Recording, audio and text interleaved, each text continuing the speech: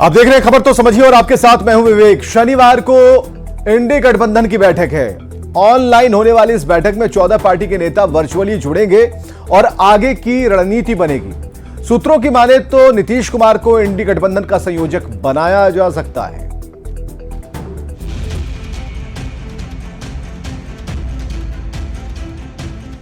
BJP के खिलाफ एक साथ आए विपक्षी दलों का शनिवार यानी 13 जनवरी को सुबह 11:30 बजे बड़ी बैठक है। ऑनलाइन होने वाली इस बैठक में 14 दलों के नेता वर्चुअली शामिल होंगे। सूत्रों की माने तो बैठक में बिहार के मुख्यमंत्री और जेडीयू के अध्यक्ष नीतीश कुमार को संयोजक बनाया जा सकता है। नीतीश कुमार को संयोजक बनाए जाने को लेकर विपक्षी इंडी गठबंधन में शामिल ज्यादातर दल सहमत हैं। लेकिन पश्चिम बंगाल के मुख्यमंत्री और तृणमूल कांग्रेस की प्रमुख ममता बनर्जी ने कुछ नहीं कहा है। सीट शेयरिंग को लेकर पिछले कुछ दिनों से दिल्ली से लेकर बिहार तक की राजनीति गरमाई हुई थी। जदयू नेताओं के लगातार तल्ख तेवर सामने आ रहे थे, लेकिन इस बीच सूत्रों के हवाले से एक महत्वपूर्ण खबर आई है और यह जदयू सूत्रों के हवाले से ही खबर है। कल यानी शनिवार को दिन में 11 बजे से INDIA की एक महत्वपूर्ण बैठक होने जा रही है। मोदी से मुकाबले के लिए एकजुट हुई विपक्षी पार्टियों के बीच सीट शेयरिंग के मुद्दे पर लगातार बैठकों का दौर जारी है। कांग्रेस की राष्ट्रीय गठबंधन समिति आए दिन सीट बंटवारे को लेकर राज्यवार चर्चा कर रही है। अब तक महाराष्ट्र के पूर्व CM उद्धव ठाकरे की शिवसेना, शरद पवार की राष्ट्रीय कांग्रेस पार्टी, दिल्ली के CM अरविंद केजरीवाल की आम आदमी पार्टी, लालू प्रसाद की RJD और अखिलेश यादव की समाजवादी पार्टी के साथ सीट शेयरिंग पर बैठक हो चुकी है। यही वजह है कि सीट शेयरिंग पर चल रही बैठकों के बीच विपक्षी इंडी गठबंधन के बड़े नेताओं की शनिवार को होने वाली मीटिंग को काफी अहम माना जा रहा है। दिन में 11 बजे से जो यह बैठक होगी वह जूम ऐप के माध्यम से होगी और सबसे बड़ी खबर यह है कि बिहार के मुख्यमंत्री नीतीश कुमार भी इस बैठक में शिरकत करेंगे। एनडीए से अलग होने के बाद नीतीश कुमार ने विपक्ष को एकजुट करने की मुहिम शुरू की थी। तब से लेकर अब तक विपक्षी नेताओं की 4 बड़ी बैठकें हो चुकी हैं। इसमें पहली मीटिंग बिहार के पटना में 23 जून को हुई थी। दूसरी मीटिंग बेंगलुरु में 17 और 18 जुलाई को हुई थी। तीसरी बैठक मुंबई में 31 अगस्त और 1 सितंबर को हुई थी, जबकि चौथी बैठक 19 दिसंबर को दिल्ली में हुई थी। विपक्षी गठबंधन की चौथी मीटिंग में पीएम का चेहरा, सीट शेयरिंग और साझा रैली समेत कई मुद्दों पर चर्चा हुई थी, लेकिन अब तक कुछ भी फाइनल नहीं हो पाया है। पिछली बैठक के बाद कई बार इस बात की चर्चा होती रही कि नीतीश कुमार विपक्षी गठबंधन के संयोजक बनाए जा सकते हैं। हालांकि जेडीयू के नेता लगातार ये कहते नजर आ रहे हैं कि नीतीश कुमार संयोजक पद से ऊपर की हैसियत रखते हैं। वैसे शनिवार को होने वाली इंडिया अलायंस की वर्चुअल मीटिंग से क्या कुछ निकलकर सामने आता है, इस पर सभी की नजरें टिकी हैं। न्यूज़ 18 के लिए पटना से संजय कुमार के साथ ब्यूरो रिपोर्ट।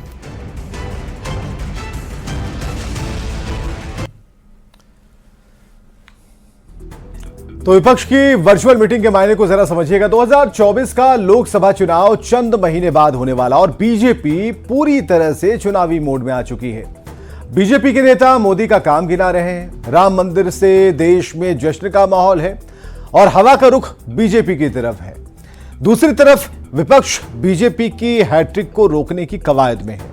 मोदी की हैट्रिक रोकने के लिए विपक्षी दल एक मंच पर आए और अब तक विपक्षी गठबंधन की 4 बैठकें हो चुकी हैं। 4 बैठकों में कुछ खास नहीं नतीजा निकला और 13 जनवरी को विपक्षी दलों के बड़े नेताओं की बैठक होने वाली यानी कल, और विपक्ष की यह बैठक वर्चुअली होगी और इस बैठक में 14 दलों के नेता जुड़ेंगे। बैठक में आगे की रणनीति पर बातचीत होगी और बैठक में सीट शेयरिंग पर चर्चा होगी और जैसा कि सूत्र बता रहे हैं कि नीतीश कुमार को संयोजक बनाने पर सहमति बन सकती है। लेकिन सवाल यह है कि क्या ममता बनर्जी नीतीश के नाम पर सहमत होंगी? क्या केजरीवाल नीतीश कुमार के नाम पर मुहर लगा देंगे? क्योंकि इन्हीं दोनों नेताओं ने पिछली बैठक में पीएम पद के लिए खड़गे का नाम आगे किया था। माना जाता है कि खड़गे का नाम आगे बढ़ाने से नीतीश नाराज हो गए थे। सवाल यह भी है कि क्या नीतीश संयोजक के पद को स्वीकार करेंगे, क्योंकि हाल के दिनों में जेडीयू के नेता कहते रहे कि नीतीश के पास संयोजक से बड़ा पद है। आगे बढ़ते हैं। लोकसभा का चुनाव बेहद करीब है। पार्टियां अपने अपने हिसाब से रणनीति बना रही हैं, लेकिन बीजेपी के खिलाफ ताल ठोक रहा है इंडिया अलायंस। सीट शेयरिंग को लेकर 9 दिन चले 2.5 कोस वाली कहावत के हिसाब से चल रही है। गठबंधन की 4 बैठकों के बाद कांग्रेस सहयोगी दलों से क्या बात कर रही है, ये पार्टी का नेतृत्व बेहतर समझता होगा। लेकिन बिहार में महागठबंधन की जो सहयोगी लेफ्ट पार्टी है, जेडीयू की 17 सीट की मांग पर ऐतराज है उन्हें। सवाल जवाब और वार पलटवार के बीच बिहार में क्यों ठंड के मौसम में सियासत गर्म है, देखिए। 17 सीट कह देने से नहीं होगा ना। अब 17 सीट पर हम लोग भी सुन रहे हैं कि भाई उनके सिटिंग सीट है, क्या है। तो सिटिंग सीट तब था जब एनडीए के साथ आप थे।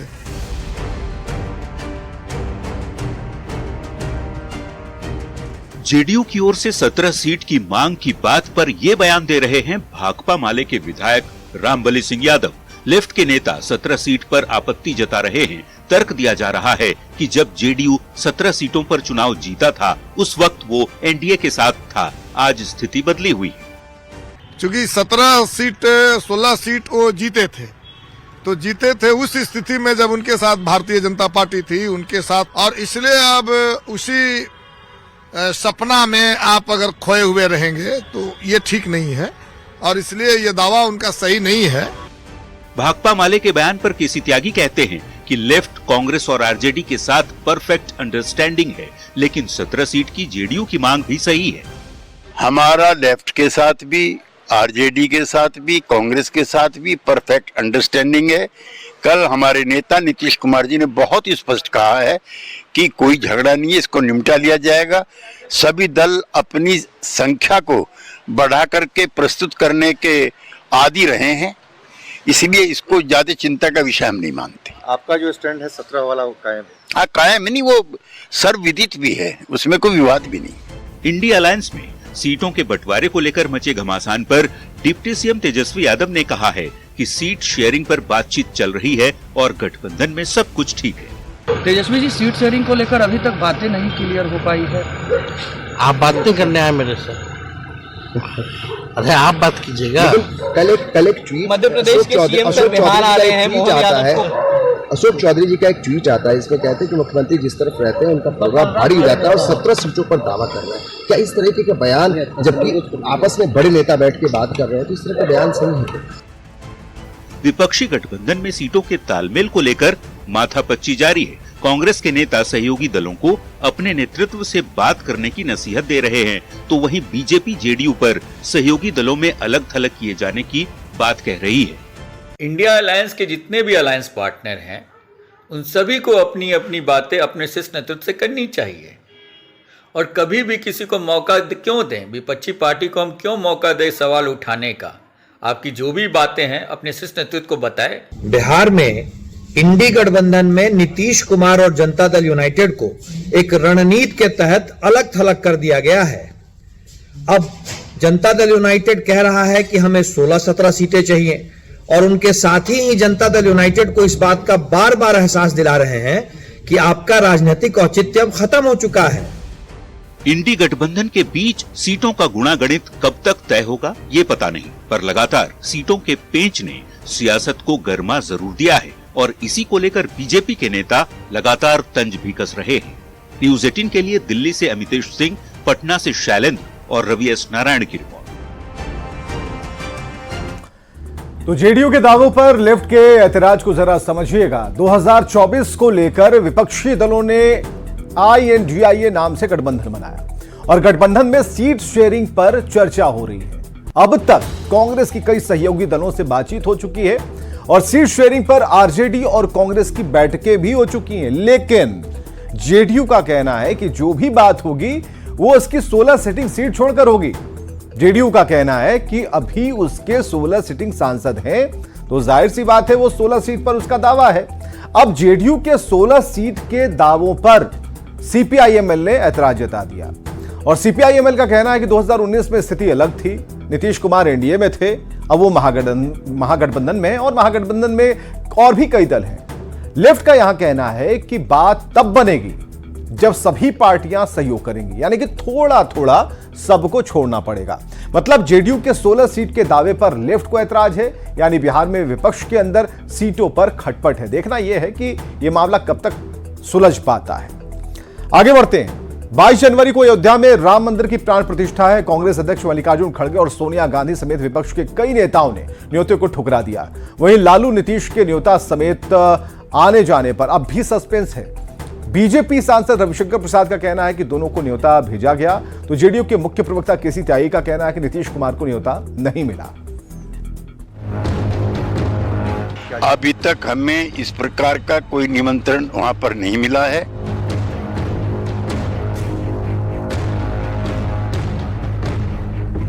आपको निमंत्रण दिया गया है, वो राष्ट्र का मंदिर बन रहा है। लेकिन नीतीश जी कार्यक्रम में जाएंगे कि नहीं जाएंगे इसका निर्णय तो माननीय नेता खुद करेंगे ना।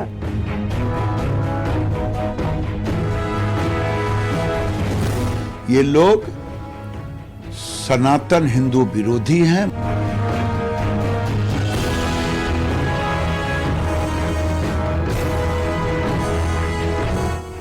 बाईस जनवरी को अयोध्या में होने वाले भव्य कार्यक्रम में राम मंदिर की प्राण प्रतिष्ठा होगी। रामलला भव्य राम मंदिर में विराजेंगे। इसको ध्यान में रखते हुए शुक्रवार से प्रधानमंत्री नरेंद्र मोदी ने 11 दिन का विशेष अनुष्ठान शुरू किया।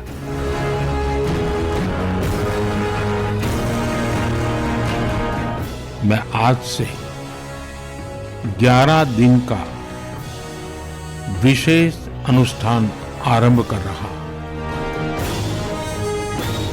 एक तरफ राम मंदिर को लेकर देश भर में उत्साह है, तो दूसरी ओर सियासी जगत में अभी इस बात पर बहस चल रही है कि कौन जाएगा और कौन नहीं जाएगा, किसे राम मंदिर की प्राण प्रतिष्ठा का न्योता मिला और किसे न्योता नहीं मिला। खासकर बिहार में इस बात की चर्चा बहुत जोर शोर से है। जेडीयू के मुख्य प्रवक्ता केसी त्यागी जोर देकर कह रहे हैं कि उनके नेता नीतीश कुमार को किसी तरह का न्योता अब तक नहीं मिला है। अभी तक हमें इस प्रकार का कोई निमंत्रण वहां पर नहीं मिला है कि प्राण प्रतिष्ठा में जदयू को या मुख्यमंत्री नीतीश कुमार को शामिल होना है। जबकि बीजेपी सांसद रविशंकर प्रसाद खुले मंच से ये दावा कर रहे हैं कि न्योता भेजे जाने के बाद भी ये लोग राम मंदिर के कार्यक्रम में नहीं जा रहे। इन वोट के सौदागरी करने वाले लोगों को जबरदस्त सबक सिखाना है कि आपने प्रभु राम का अपमान किया है, आपको निमंत्रण दिया गया है, वो राष्ट्र का मंदिर बन रहा है। आपको बता दें, कांग्रेस ने प्राण प्रतिष्ठा में शामिल होने से इनकार कर दिया है। ये साफ हो चुका है कि राम मंदिर प्राण प्रतिष्ठा समारोह में कांग्रेस नहीं जाएगी। न तो कांग्रेस अध्यक्ष मल्लिकार्जुन खड़गे समारोह में जा रहे हैं, न ही सोनिया गांधी राम मंदिर समारोह में हिस्सा लेंगे। जबकि आरजेडी के नेता लगातार भगवान राम और मंदिर पर सवाल उठाते रहे हैं।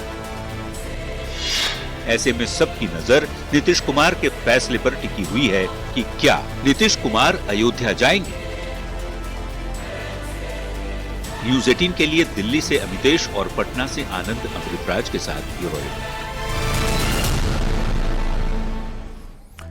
निमंत्रण पर सियासत को जरा समझिए। राम मंदिर पर सियासत जारी है और कांग्रेस ने न्योते को ठुकरा दिया है। विपक्ष के ज्यादातर दल समारोह में नहीं जा रहे। कुछ नेता ऐसे जरूर हैं जो चुप्पी साधे हुए हैं। समारोह में जाने को लेकर अभी तक कुछ भी उन्होंने स्पष्ट नहीं किया। नीतीश कुमार का रुख साफ नहीं है। जेडीयू नेता कह रहे हैं कि न्योता नहीं मिला, बीजेपी नेता कह रहे हैं कि न्योता मिला। अब नीतीश क्या फैसला लेंगे, इस पर सबकी नजर है, क्योंकि फैसला नीतीश को लेना है। नीतीश इंडी गठबंधन के सूत्रधार हैं और ऐसे में उनके जाने की संभावना कम है। लेकिन नीतीश कुमार चौंकाने वाले फैसले हमेशा से लेते रहे हैं। सियासत में कुछ भी संभव है और नीतीश अपने प्रतिनिधि को भी भेज सकते हैं। ऐसे में सीएम नीतीश क्या फैसला लेते हैं, यह सवाल सियासी गलियारे में तैर रहा है। चलिए आगे बढ़ते हैं। राम मंदिर के प्राण प्रतिष्ठा को लेकर लालकृष्ण आडवाणी का बड़ा बयान सामने आ गया। उन्होंने कहा कि रथ यात्रा के दौरान मोदी मेरे सहायक थे और प्राण प्रतिष्ठा समारोह में मोदी सबके प्रतिनिधि रहेंगे। उन्होंने कहा कि राम ने अपने भक्त को मंदिर के लिए चुना है। आगे लालकृष्ण आडवाणी ने कहा कि मुझे लगता था कि राम मंदिर जरूर बनेगा और राम मंदिर आंदोलन प्रवर्तनकारी रहा है। तो समारोह में मोदी सबके प्रतिनिधि होंगे। अब लालकृष्ण आडवाणी ने इस बात को कह दिया और ये तस्वीरें आप देख पा रहे हैं, ये रथ यात्रा की तस्वीरें हैं और इस रथ पर लालकृष्ण आडवाणी के साथ नरेंद्र मोदी सहायक के तौर पर मौजूद थे। और ये तस्वीर, और देखिए ये तस्वीर उस समय लालकृष्ण आडवाणी को आप देख पाएंगे। प्रमोद महाजन नजर आ रहे हैं और काफी पुरानी तस्वीर है। और ऐसी स्थिति में लालकृष्ण आडवाणी ने जो बड़ा बयान दिया है, उन्होंने साफ तौर पर कहा है कि प्राण प्रतिष्ठा को लेकर अपना बयान उन्होंने जारी किया और उन्होंने कहा है कि राम ने भक्त को मंदिर के लिए चुना है और नरेंद्र मोदी सबके प्रतिनिधि हैं। रथ यात्रा के दौरान मोदी मेरे सहायक थे और समारोह में मोदी सबके प्रतिनिधि होंगे। ये बातें लालकृष्ण आडवाणी ने कही हैं।